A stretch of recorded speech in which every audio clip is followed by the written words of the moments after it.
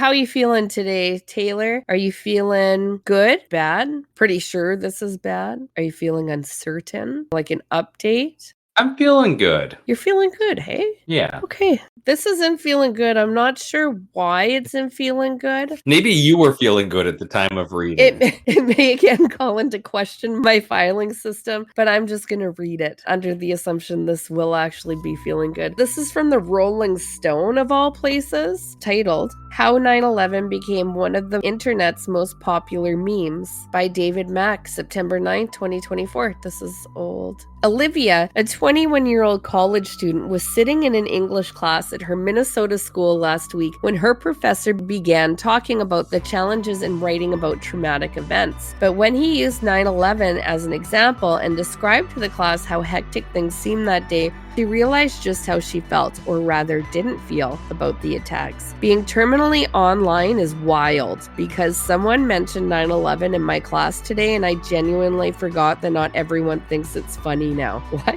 Huh. She subsequently wrote in a post on X, formerly favorited more than 10,000 times. Quote, I had this moment of realization within myself that this should be having an impact on me, and it weirdly isn't, end quote, Olivia recalled to Rolling Stone, asking that her last name not be used due to the sensitivities around 9/11. She has since taken down the tweet. Quote, I think it's been watered down a lot for our generation. It's a moment of levity, this very heavy moment for our generation. It's very almost casual, end quote. Olivia is not alone. To be on social media in 2024 is to be swimming in jokes and memes about 9/11. Things that might once have been whispered among friends are now shared by meme accounts with hundreds of thousands of followers. On TikTok, videos contrasting the year 2024 with 2001, often ending with someone reacting to the planes hitting towers, frequently went viral. While on X, a famous photo of President George W. Bush being informed by his chief of staff that the U.S. was under attack is now frequently used to mock everything from Ozempic to J.D. Vance to the Drake-Kendrick Lamar beef. Want to be overly dramatic about a minor event in your life? Why not use a video or GIF of Caitlyn Jenner standing in a sea of American flags, solemnly saying 9/11?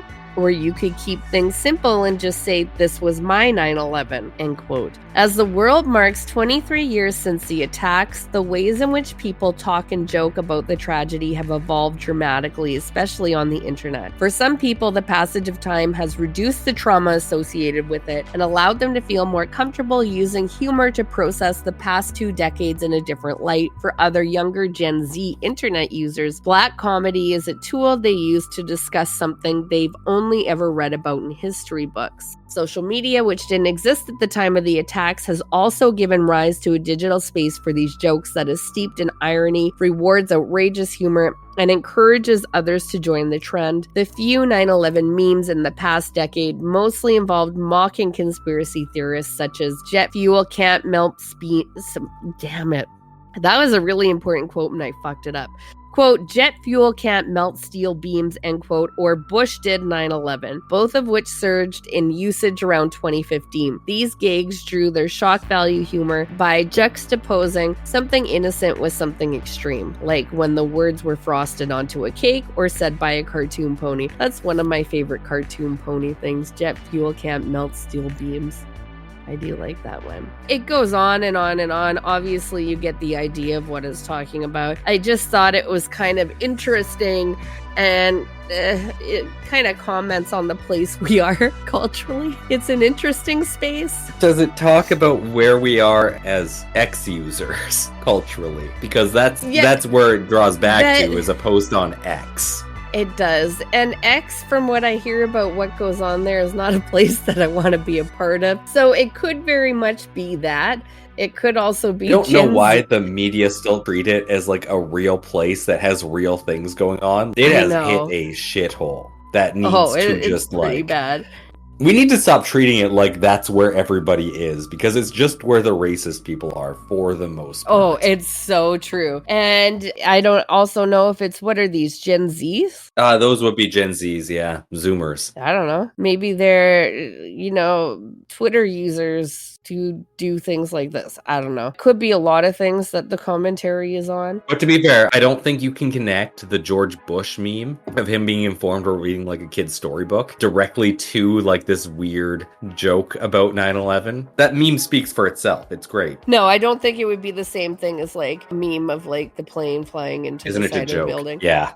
But I mean, you look at things that happen. No, I mean, there's some things I probably wouldn't do a meme about, but some things I might. It happened long enough ago, depending on what it was. Yeah, I mean, like, yeah, the death of 3,000 people is a hard one to meme about even today. And you know what I think about that? And I'm like trying to come up with an example, and all of a sudden I've forgotten everything I know about history. There's not a lot of mass killings that seem meme-worthy later on. Yeah. No, it really doesn't, even though I can't think of any right now. I will thoroughly stand by George Bush reacting to being told about it is meme-worthy, not the thing itself. Totally like that, different those are different things. I would say. I should use that more, definitely. Maybe I will. It is great, yeah. Maybe I'll forget about it. Hard to say.